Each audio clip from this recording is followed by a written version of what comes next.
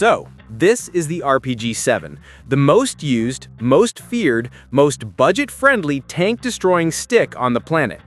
For over 60 years, this thing has been ruining the day of even the most modern tanks, all while looking like a plumbing pipe with confidence issues. Pretty impressive, pretty terrifying, and also pretty funny considering how cheap it is.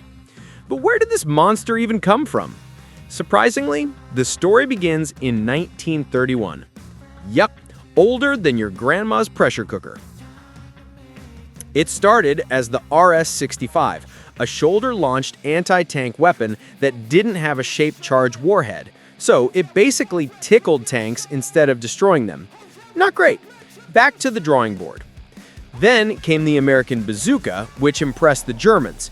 And by impressed, I mean they stole the idea, improved it, and named it the Panzerfaust and Panzerschreck, which literally translates to tank terror. A perfect name, not subtle at all. Classic Germany. The Panzerfaust was cheap, light, and simple enough that even someone who failed basic training could use it, which, unfortunately for Allied tanks, was a lot of people. But the Soviets? They didn't have anything similar during the war, so after it ended, they said, "Okay, comrades, let's copy everyone, but make it cooler." This gave birth to the RPG-1, a rough prototype that worked on Tuesdays and exploded on Wednesdays, so they scrapped it. The RPG-2 fixed most problems and entered service in 1954. It fired an 80mm warhead that could punch through 225mm of armor, which is military speak for, "Hello tank, goodbye tank." It first gained fame in Vietnam, where American troops met it and immediately decided, "Yep, we hate this thing." It blew through armored vehicles, helicopters, bunkers, basically anything that existed within 200 meters. Then came the RPG-7 in 1961, the ultimate budget tank killer, the AK-47 of the rocket world. Cheap, simple, reliable, and absolutely everywhere, like glitter in a kindergarten classroom. Fun fact, Westerners call it rocket-propelled grenade, but in Russian, RPG stands for handheld anti-tank grenade launcher. Much less dramatic, but accurate. So why did the RPG-7 become so ridiculously effective? First, the tube. It's just 3mm thick chrome-lined steel. It's basically rust-proof. You barely need to clean it. It fires even when it really shouldn't. Amazing. It loads from the front, and because the warhead is wider than the tube, you get a massive explosive on a tiny launcher. Like trying to fit a watermelon onto a broomstick, except somehow it works. Sights? Yes, it has a 1,000-meter optic, but let's be honest. If you hit anything at 1,000 meters with an RPG-7, you deserve 2 medals, a promotion, and maybe a movie.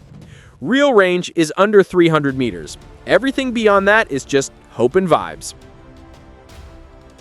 And of course, there's the backblast, which can turn anyone standing behind you into a well-done barbecue. So you need 2 meters of free space, or you'll send your buddy to the Shadow Realm.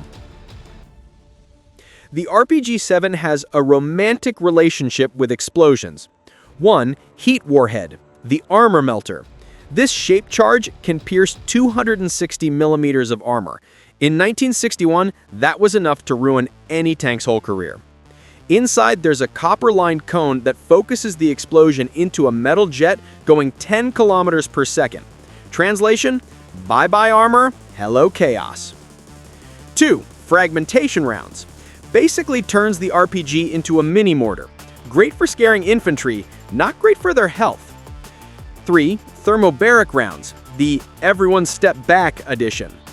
Creates massive overpressure and heat. Devastating indoors. If this detonates in a building, let's just say the building files for early retirement. You remove the safety cap. If you forget, congratulations, you just fired a giant foam dart. A small booster kicks it out of the tube to 11 meters. Then the main rocket ignites, fins pop out, and it flies at 300 meters per second straight towards whatever life choices brought you here. But sometimes, because these things are used by basically everyone, including untrained militias, you get misfires, self-destructs, or early detonations. Very exciting, very dangerous, not recommended. The RPG-7 exported it like it was on Black Friday sale. Vietnam, Middle East, Africa, if there was a conflict, an RPG-7 was probably there destroying something expensive. Around 9 million have been made. 9 million! Even the AK-47 said, "Bro, calm down." Tanks responded with improvised wooden armor, cardboard, metal cages, reactive armor, and eventually active protection systems. Some worked, for a while, until RPG teams simply fired more RPGs. Tanks would say, "We have advanced armor." RPG crews would say, "Cool, here are 5 more shots."